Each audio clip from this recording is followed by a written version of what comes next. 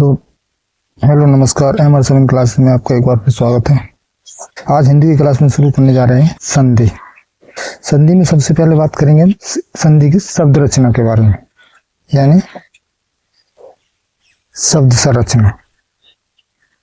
शब्द संरचना ये किससे मिलकर बना है? सम प्लस धी से। इसमें जो सम है ये क्या है? उपसर्ग। और ये है दी सात धातु। धातु का मतलब होता है क्रिया, यानी क्रिया, और उपसर्ग का मतलब शब्दांश। अब इसमें जो संधि में अनुस्वर जो होता है वो किसके स्थान पर आता है? यानी जो ये संधि है, जैसे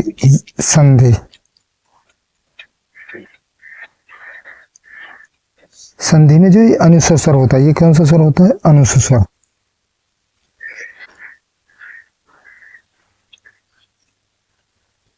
अनुस्वर। और ये किसके स्थान पर आता है? इसमें लिखें दूसरे स्थान पर संधि में अनुस्वर ये चिन्ह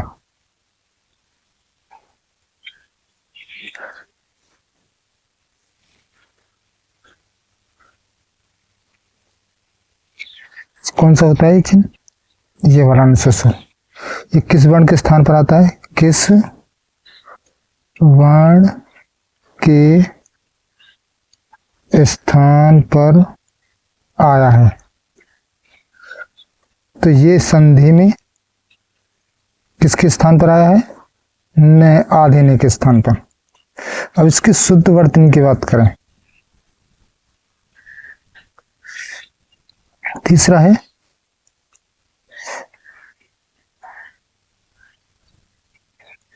संधि की शुद्ध वर्तनी। शुद्ध वर्तनी एक आपको दिया होगा, एक तो ये संधि दी होगी और दूसरे नंबर पर दी होगी ये संधि। इनमें सही तो दोनों ही हैं, लेकिन क्या है, अगर दोनों दी हैं तो इसमें जो सही मानी जाएगी पहले नंबर पर ये मानी जाएगी फर्स्ट नंबर पर। अगर ये नहीं दी हुई है तो ये मानी जाएगी। तो संधि का मतलब होता है किसी भी शब्दांश का सबसे छोटा रूप। अब इस अगला है इसका शब्दांश अर्थ क्या है? संधि का शाब्दिक अर्थ। शाब्दिक अर्थ क्या है? मेल करना, योग करना, सुलह और समझौता, ये होते हैं इसके शाब्दिक अर्थ। अब इसकी परिभाषा की बात करें। परिभाषा क्या होती है? दो निकटवर्ती वर्णों के मेल को क्या कहते हैं? संधि कहते हैं। और दो पुराने शब्दों में से दो अत्यंत नए शब्द समीप वाले वर्णों को मिलाकर जो विकार या रूपांतर हो उसी को क्या कहते हैं? उसको भी संधि कहते हैं। और इसकी तीसरी है दो वर्णों, या में स्वर भी हो सकता है, व्यंजन भी होता है, के योग से होने वाला विकार, यानी उसको भी क्या कहते हैं? संधि कहते हैं। इसकी जो पहली परिभाषा है वो है दो निकटवर्ती वर्णों का मेल क्या कहलाता है? संधि कहलाता है। इसकी जो दूसरी परिभाषा है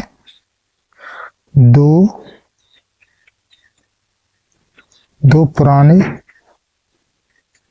शब्द में से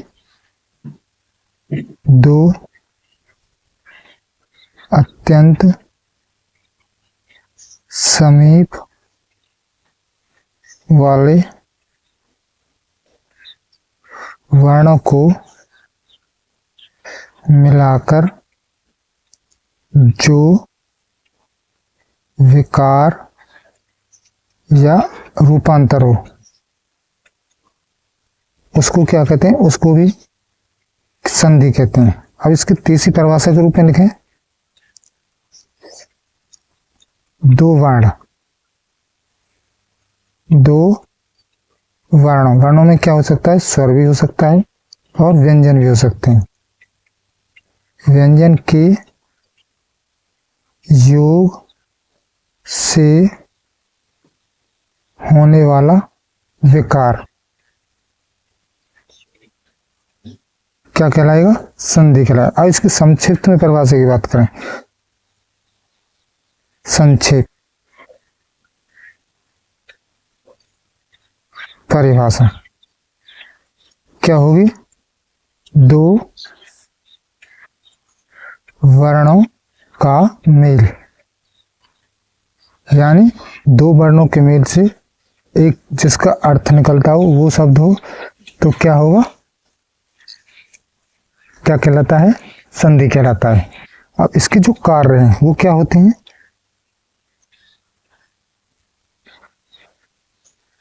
संधि के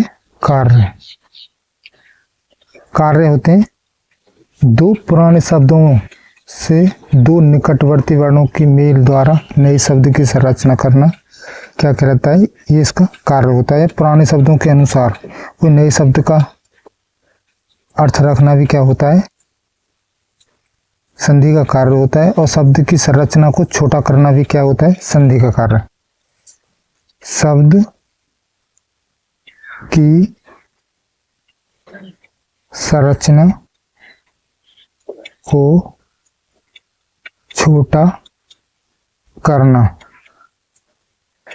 दूसरा क्या होता है, पुराने शब्दों के अनुसार ही नए शब्द का अर्थ रखना,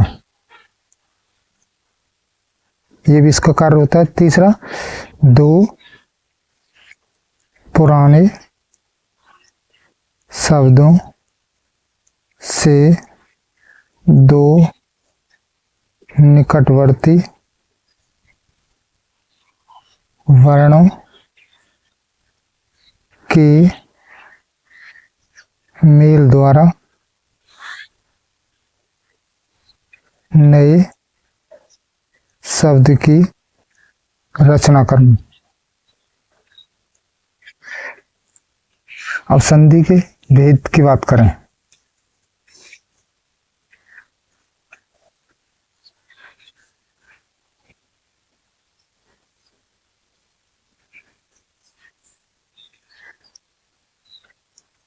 संधि के भेद कितने होते हैं, तीन।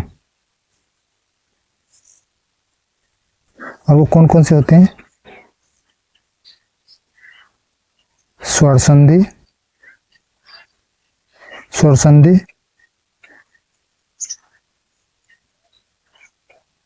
और जो स्वर संधि है वो होती है कितनी प्रकार की, 5 प्रकार की। और इसके 5 प्रकार कौन कौन से हैं, पहला है दीर्घ संधि,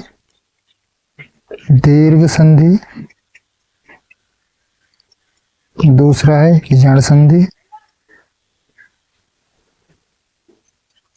दीर्घ संधि उसको कहते हैं दो एक से स्वर वर्णों के मेल से जो शब्द बनते हैं उसको दीर्घ संधि कहते हैं।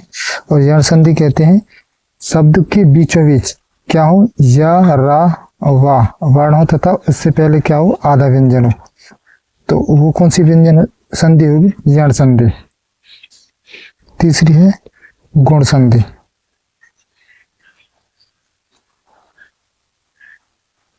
गुण संधि किसको कहते हैं, शब्दों के बीचों बीच ए मात्रा कौन सी हो, छोटी ए की हो और छोटा ओ की होगी, तो उन शब्दों में को क्या कहा जाएगा? गुण संधि।